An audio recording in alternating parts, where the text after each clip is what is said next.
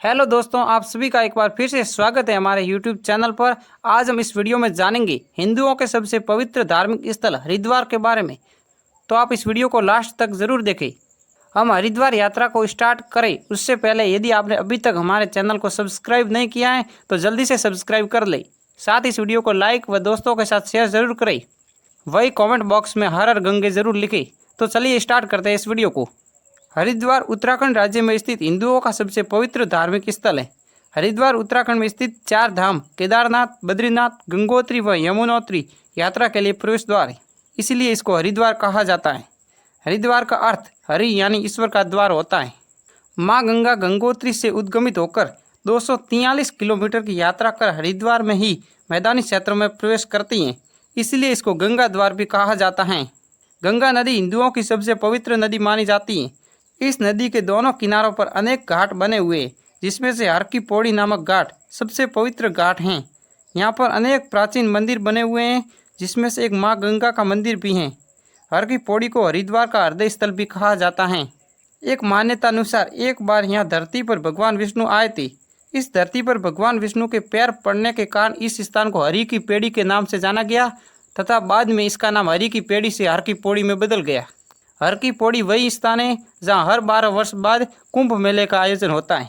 आपको बता दें कि भारत में कुल 4 जगह नासिक, उज्जैन, प्रयागराज व हरिद्वार में कुंभ मेले का आयोजन होता है। एक स्थान के महाकुंभ से 3 वर्षों के बाद दूसरे स्थान पर महाकुंभ का आयोजन होता है। इस प्रकार 12वें वर्ष में एक चक्र पूरा होकर फिर पहले स्थान में महाकुंभ का समय आ जाता है। इस समय पूरी दुनिया से करोड़ों तीर्थ यात्री, भक्तजन और पर्यटक इस समारोह को मनाने के लिए एकत्रित होते हैं और गंगा नदी में स्नान करते हैं। कुंभ मेले का आयोजन हर 12 वर्ष बाद जब सूर्य व चंद्र मेष राशि में व बृहस्पति कुंभ राशि में होता है तब कुंभ मेला भरता है।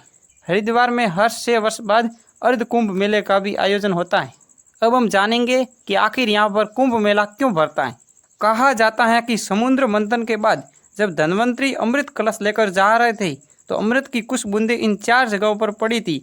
तब से लेकर अब तक यहाँ हर 12 वर्ष बाद कुंभ मेले का आयोजन हो रहा है। हरिद्वार में हर वर्ष मेष संक्रांति के समय भी मेला भरता है। हरिद्वार में जिस जगह अमृत की बूंदें गिरी थी वह स्थान हर की पौड़ी के पास स्थित ब्रह्म कुंड है। हर की पौड़ी को हरिद्वार का सबसे पवित्र घाट माना जाता है, इसीलिए यहाँ पूरे भारत से भक्तों व तीर्थ यात्रियों के जत्थे त्योहारों व पवित्र दिवसों पर यहाँ स्नान करने के लिए आते हैं। हरिद्वार में सबसे महत्वपूर्ण व दर्शनीय माँ गंगा की धारा है। हर की पौड़ी के पास माँ गंगा की जो धारा है वह कृत्रिम रूप से मुख्य धारा से निकाली गई है। इसी धारा से एक और धारा निकालकर ब्रह्म कुंड में ले जाई गई है, जहाँ लोग स्नान करते हैं। गंगा की वास्तविक मुख्य धारा नील पर्वत के पास बहती है। नील पर्वत के पास से बहने के कारण इसे नील धारा कहा जाता है। यहाँ नील धारा में स्नान करने के बाद पर्वत पर स्थित नीलेश्वर महादेव के दर्शन का बड़ा महत्व है। हर की पौड़ी पर हर शाम गंगा मैया की आरती की जाती है, जो यहाँ आने वाले दर्शनार्थियों व पर्यटकों के लिए महत्वपूर्ण अनुभव होता है। विश्व भर से आने वाले हजारों लोग हरिद्वार यात्रा के समय इस आरती में भाग लेना नहीं भूलते हैं। हर की पौड़ी के अलावा भी यहाँ अनेक घाट हैं जहाँ आप स्नान कर सकते हैं, जैसे विष्णु घाट, राम घाट, नारायणी घाट, कुशावर्त घाट आदि। इन सभी घाटों का अपना विशेष महत्व है। इन सब के अलावा आप हरिद्वार में अनेक अन्य मंदिरों व पर्यटन स्थलों की भी यात्रा कर सकते हैं। यहाँ पर आप मनसा देवी मंदिर, माया देवी मंदिर, वैष्णो देवी मंदिर, चंडी देवी मंदिर, भारत माता मंदिर, गायत्री शक्तिपीठ, सप्त सरोवर आदि देख सकते हैं। तो चलिए हम एक एक कर इन सब के बारे में जानते हैं। तो सबसे पहले हम जानेंगे मनसा देवी के बारे में। मनसा देवी का मंदिर हर की पौड़ी से पश्चिम की ओर शिवालिक श्रेणी के बिलवा पर्वत पर स्थित है। मनसा देवी का शाब्दिक अर्थ वह देवी जो मन की इच्छा पूरी करती हैं। इस मंदिर में 2 प्रतिमाएं बनी हुई हैं, जिसमें से एक 3 मुख व 5 भुजाओं वाली व दूसरी प्रतिमा 8 भुजाओं वाली है। इस मंदिर तक जाने के लिए पैदल मार्ग के साथ साथ रोपवे की भी व्यवस्था है, लेकिन रोपवे में ज़्यादा भीड़ होने के कारण लंबे समय तक इंतजार करना पड़ता है। और पैदल मार्ग में भी सामान्य चढ़ाई है। यहाँ पर सीढ़ियों के बाद 1 किलोमीटर लंबी सड़क का निर्माण भी हो चुका है, जिसमें बच्चे व बूढ़े भी कुछ देर आराम करते हुए सुगमतापूर्वक मंदिर तक पहुँच सकते हैं।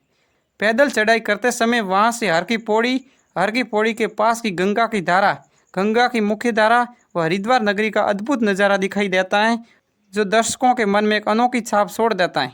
अब हम जानेंगे चंडी देवी मंदिर के बारे में। चंडी देवी मंदिर गंगा नदी के पूर्वी किनारे पर नील पर्वत पर स्थित है। स्कंद पुराण के अनुसार चंडमुंड नामक 2 राक्षसों को देवी चंडी ने इसी स्थान पर मारा था, जिसके बाद इस जगह का नाम चंडी देवी पड़ गया। इस मंदिर में मौजूद मुख्य प्रतिमा की स्थापना 8वीं शताब्दी में शंकराचार्य द्वारा की गई थी। यह मंदिर चंडी घाट से 3 किलोमीटर दूर है। इसकी चढ़ाई मनसा देवी मंदिर की तुलना में कठिन है, लेकिन अब रोपवे सुविधा अवेलेबल होने के कारण अधिकांश यात्री सुगमतापूर्वक उसी से यहाँ आते हैं, लेकिन यहाँ भी लंबे समय तक लाइन में इंतजार करना पड़ता है। इस मंदिर के एक तरफ हनुमान जी की माता अंजना देवी का मंदिर बना हुआ है, वहीं दूसरी तरफ संतोष देवी का मंदिर बना हुआ है। यहाँ की प्राकृतिक शोभा अत्यंत ही खूबसूरत है। वैष्णो देवी मंदिर, यह मंदिर हरिद्वार शहर से 5 किलोमीटर की दूरी पर स्थित है। यह मंदिर कश्मीर में स्थित प्रसिद्ध वैष्णो देवी मंदिर की तरह ही गुफा में मां वैष्णो देवी का मंदिर बनाया गया है। इस मंदिर में लेफ्ट साइड से एंट्री होती है। इस मंदिर की गुफा को प्राकृतिक रूप देने का प्रयास किया गया है। लेफ्ट साइड से आगे बढ़ते हुए गुफा का घुमावदार लंबा मार्ग पार करते हुए मां वैष्णो देवी की प्रतिमा तक जा सकते हैं व दर्शन कर सकते हैं। भारत माता मंदिर, यह बहुमंजिला मंदिर मां वैष्णो देवी मंदिर से थोड़ा आगे बना हुआ है। इसका निर्माण स्वामी सत्यमित्रानंद गिरी द्वारा किया गया था। यह 7 मंजिला मंदिर एक अलग ही ढंग का निराला मंदिर है। 180 फीट ऊंचे इस मंदिर का उद्घाटन 1983 को तत्कालीन प्रधानमंत्री इंदिरा गांधी द्वारा किया गया था। इसकी प्रत्येक मंजिल पर अलग अलग मंदिर बने हुए हैं। पहली मंजिल पर भारत माता की मूर्ति व बड़ा नक्शा स्थापित है। वहीं 7वीं मंजिल पर भगवान विष्णु की दशावतार प्रतिमाएं व 8वीं व अंतिम मंजिल पर हिमालय पर बैठी हुई भगवान शिव की प्रतिमा है। माया देवी मंदिर, यह प्रसिद्ध मंदिर एक शक्तिपीठ है जो देवी माया को समर्पित है। ऐसा माना जाता है कि यहाँ माता सती का हृदय व नाभि गिरे थे, इसीलिए इसको शक्तिपीठ कहा जाता है। आपकी जानकारी के लिए बता दें कि शक्तिपीठ उन जगहों को कहा जाता है जहाँ देवी सती के विभिन्न अंग गिरे थे। पूरे भारतवर्ष में कुल 51 शक्तिपीठ हैं। माया देवी मंदिर भी उन 51 शक्तिपीठों में से एक है। ये प्राचीन मंदिर 11वीं शताब्दी में 2 अन्य मंदिर नारायण शिला मंदिर और भैरव मंदिर के साथ बनाया गया था। माया देवी को हरिद्वार शहर की अधिष्ठात्री देवी के रूप में पूजा जाता है और हरिद्वार तीर्थ को इस देवी की यात्रा के बिना अधूरा माना जाता है।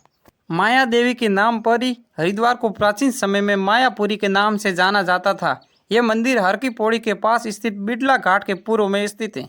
यह मंदिर हरिद्वार जंक्शन रेलवे स्टेशन से महज 600 मीटर की दूरी पर बना हुआ है। सप्त सरोवर, भारत माता मंदिर से ऑटो द्वारा सप्त सरोवर व सप्त ऋषि आश्रम तक आसानी से पहुंचा जा सकता है।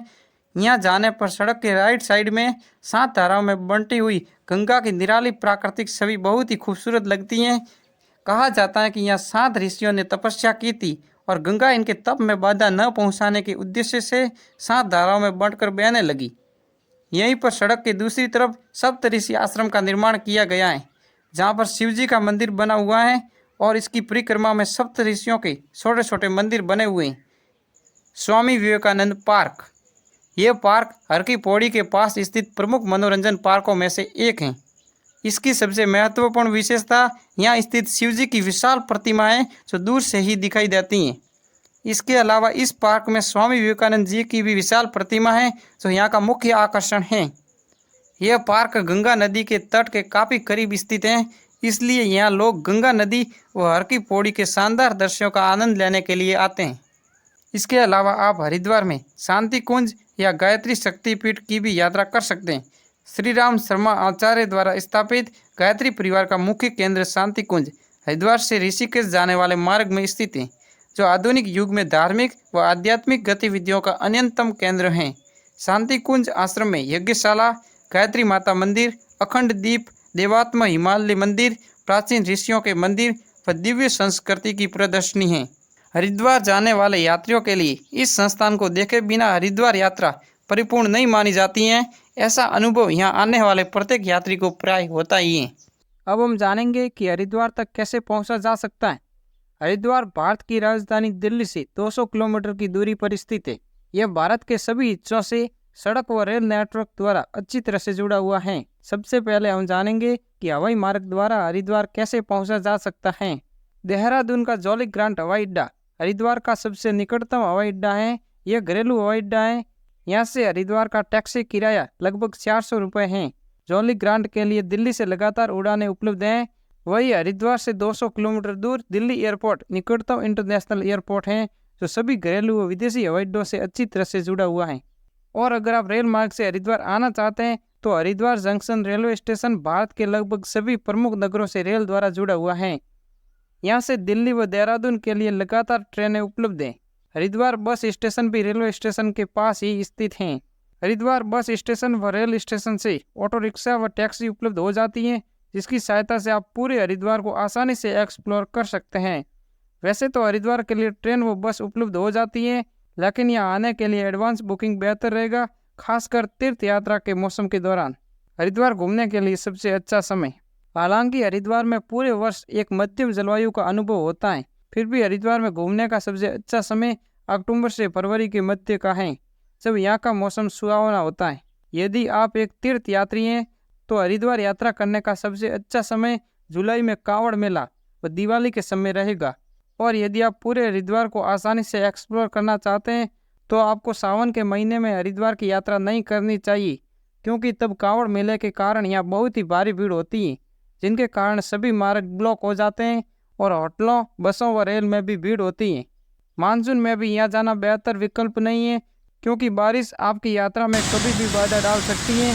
कई बार यहाँ भारी बारिश के कारण नदियाँ उफान पर आ जाती हैं और बाढ़ के हालात बन जाते हैं। इसलिए हरिद्वार घूमने का सबसे अच्छा समय सर्दियों का मौसम है। आपको हरिद्वार के बारे में ये जानकारी कैसी लगी, कमेंट बॉक्स में अपनी राय जरूर दी। साथ ही यदि आपने अभी तक हमारे यूट्यूब चैनल को सब्सक्राइब नहीं किया है तो जल्दी से सब्सक्राइब करें और घंटी के निशान को जरूर दबाएं, ताकि हमारे आने वाले सभी वीडियो की नोटिफिकेशन आपको सबसे पहले मिल सके। अब मिलेंगे अगले वीडियो में, तब तक के लिए हर हर गंगे, जय हिंद।